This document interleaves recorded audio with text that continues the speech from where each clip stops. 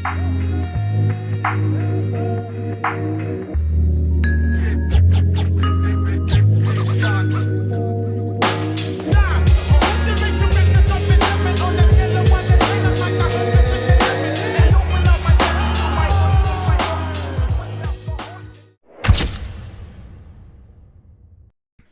what's good, everybody? Welcome back to another episode of Combat and Kick It. You already know it's your host Bando, and the question is, does Justin Gaethje deserve a title shot? Now, coming off of a win against Gaethje Fiziev, a good win, again being able to beat the same guy that he beat before in very similar fashion.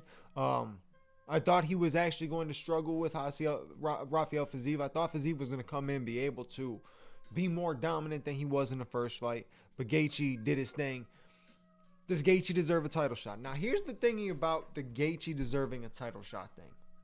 If it wasn't Justin Gaethje, you would say no. Okay, because it's Justin Gaethje, people say yes. I think people are at the realization and understanding that when you see a guy like Dustin Poirier, he's coming up to his last fight. Next month, he is going to fight his last fight. And Dustin retires after fighting Max Holloway. We just saw Max Holloway get KO'd in his last fight.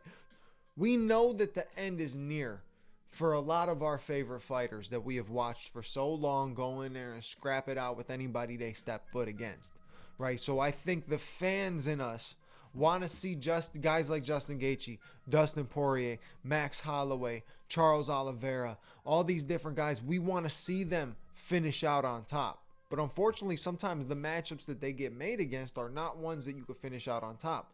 But at the same token, where every other division is having the passing of the guard, the lightweight division is one of the only ones that holds its depth with the same guys, right? Gaethje's been swirling at the top 5 for years. Poirier's been swirling in the top 5 for years. Charles Oliveira, years. Beneil Dariush, years. All these different guys have been swirling in the top of the division for so long. It is one of the only divisions where some fights you see the passing of the guard, and some fights you see the deny, right? You see the guys get denied. You see the next guy trying to make the name get denied, right? In my opinion, it's very possible later this month that we see Charles Oliveira deny Ilia Topuria of that opportunity. Now, I'll get deeper into that later because you already know me. I'm going to be biased in that one, but I know real is real, and Topuria hits harder than anybody in that featherweight division. So we'll see what he would transfers to 155. If he's walking around at 190, 185 to 190, he's going to crack at 155 too. So trust me, even with me being biased, I'm not stupid. I'm not delusional. But with Gaethje, it's tough to say, right? You have a weird dynamic going on in the lightweight division right now with Charles and Ilia being the next fight for the title. Now, if Charles is able to go out there and beat Ilia Topuria and decides that he wants to go on another title run and defend his belts and everything like that, 100% you're going to see Justin Gaethje get a title shot. Guarantee it. Guarantee it. Guarantee it. My personal opinion is Dana White never likes to see Charles Oliveira as the champion anyways. And I'm not saying that as like, the UFC wants to avoid having Charles as champion. I just think personally Dana doesn't like the people that can't speak English to market themselves and all that kind of stuff. But in reality, Charles Oliveira is one of the biggest stars. So he can't be that stupid. You know, he knows at the end of the day, Charles Oliveira is one of the biggest stars in the game. And the man doesn't even speak English. To me, that holds more weight than a man who can speak English and can't build no damn fans. But the UFC does bless Gaethje is basically kind of where I'm going with that. If they're not going to bless Charles, right, they're going to bless Gaethje, which means Charles is going to have to defend his belt if he wins against Ilia against Gaethje. Now, here's where I say the dynamic is weird. If Ilia wins, people are going to want to see him versus Gaethje. Now, obviously, all right, we want to see Islam and Ilia, but it's not going to happen, especially since the UFC is dumb as hell and has to have Islam stripped of the title to put to let him go to 170, which is pointless because you don't even need a belt to market Oliveira versus Topuria. You could literally have that as a main event with no belt or an interim belt. You could have it for, or even have it for an interim belt. But instead, you strip Islam, make this a title fight at 155. And yet there's this guy, and I'm getting off topic here, but still, there's this guy. His name, I don't know if you guys know him, but his name is John Bones Jones. Yeah, so it's crazy. He's been a heavyweight champion for like 700 something days. It's very impressive. Extremely impressive. How many times has he defended that belt? One time. Who was it against? The fucking 70-year-old Stipe Miocic. But,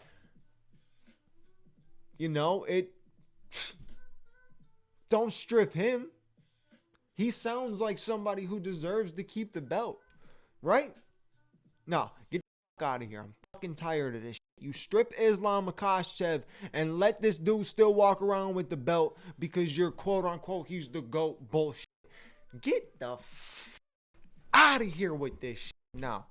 Get out of here with this shit. Please get out of here with this shit. I know I'm getting way off topic from what this episode is, but they need to strip John Jones. Now back to my subject that I was on. Justin Gaethje getting a title shot. Does he deserve it?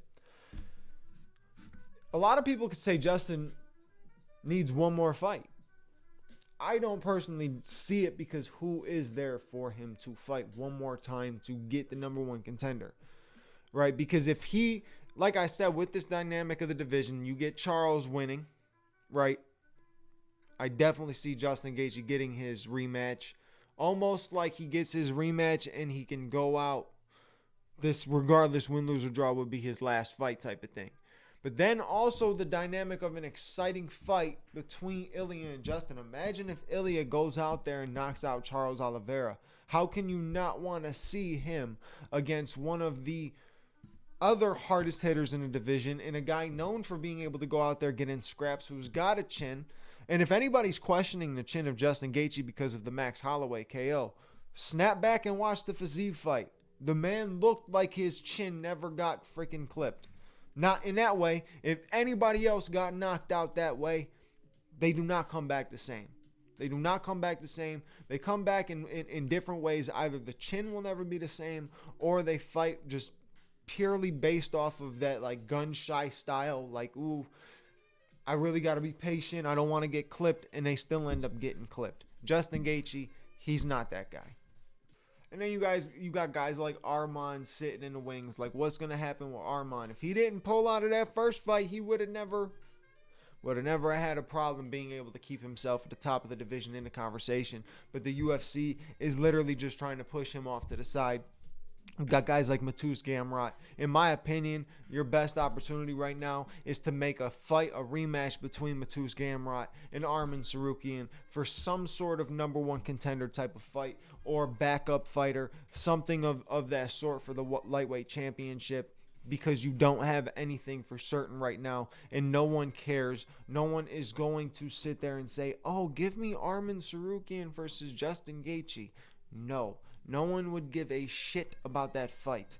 Okay, one, stylistically, we're done with these fights, man. We're done with the wrestler versus striker. I'm tired of the wrestler versus striker, man. I get it. It's all in the game. It's all mixed in, right? That's why it's called mixed martial arts. I'm not mad at people mixing up the arts. I'm not mad at it at all. I am mad at the UFC specifically making the matchups they make, knowing what the outcomes are going to be 85% of the time, right? Not like it's scripted, not like they actually know and picked out the outcome. No, you're putting a dominant wrestler against a guy with zero takedown defense and pure striking. I'm not saying Justin Gaethje. I'm just talking about with the way they make up these matchups. You put him up against a guy with zero takedown defense who's just a pure striker. We don't want to see that no more. Now, I do think Justin Gaethje is much more of the type that can defensively wrestle and could also wrestle on his end if he needs to, but it also seems like the UFC octagon doesn't even allow Justin Gaethje to wrestle. If he goes to wrestle, something happens where the wrestling just it bounces out, it stops, and they're back to striking. But Gaethje is that type of guy who can defend off styles, but I don't want to see it again. I don't want to see it again. If you're telling me that we're going to give Justin Gaethje one more title shot, you're not going to give him a fight against a guy like Arman Tsarukyan and risk a loss against somebody who's just going to take him down and try to control him in that aspect. in the same token, you're not going to try to bring Arman Tsarukyan back in there just to get knocked out and lose his opportunities of climbing the ranks. You got to put him against a guy like Mateusz Gamrot if you're trying to look at him to still be able to carry the division in the future. So you got to get him a fight against Mateusz. Yes, Justin does deserve a title shot. And obviously, like I said, with the dynamic of Charles and Ilya being the two fighting for the belt, you can give Justin a title shot after this fight. Now, if this fight was Islam versus Charles or Islam versus Ilya, no, Justin Gaethje would have been sitting a long time. Because Justin Gaethje was not going to get that Islam fight. I promise you that he was not going to get that Islam fight. But these potential matchups, I could definitely see the UFC giving him. So that's my overall opinion on Justin Gaethje getting a title shot. Yes, he deserves it. Yes, we want to see it because of the potential matchups. If it was any other way, Islam's still at the top of the division, still running the division, I don't see Justin Gaethje getting a title shot. But I do after this one. We'll see what happens in a few weeks. We're just a couple weeks away, right? I do see Charles being able to get it done. But if Ilya's power carries the 155, Charles, we already know he going back up against the cage. And I'm going to scream. This is going to be me. Like watching a horror movie in the movie theater. And people be like, But I'm going to be nervous watching that fight because when you watch somebody that's one of your favorite fighters and you know the threat of the opponent that he's fighting, it's always nerve-wracking. It's always nerve-wracking. It's like the first entry from Islam when Islam clipped him and then took him down. I'm like, oh my gosh, this is bad. This is already bad. It's nerve-wracking to see your favorite fighter in a fight against a guy whose style can pose a threat to your favorite fighter style. But at the same time, Charles holds the style that can cause problems for Ilya. So we'll see what happens. But either way, with the outcome of that fight, I do see Justin Gaethje getting a title shot after. So I appreciate you guys for watching this episode. You know what to do. Like, comment, subscribe, hit the bell notification button so you know when the next episode is out. And also, when it comes down to the whole commenting aspect of me asking you to comment, give me your opinions on stuff that you want to see. Videos you want to hear me talk about, topics you want me to discuss, fighters you want me to break down, fighters you want me to potentially attempt to get on this show. I know I only get 12 views an episode, but it's all about reaching out. You don't know if the shot's gonna go in if you don't shoot the damn ball. I'm shooting shots the rest of 2025. So give me in the comments what you want to hear me talk about, fighters you want me to break down, different things you want me to do on this show, this episodes, and I will get to it. I'm trying to make this podcast,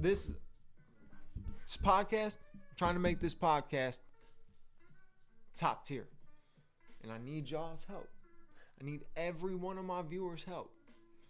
And trust me, I got you.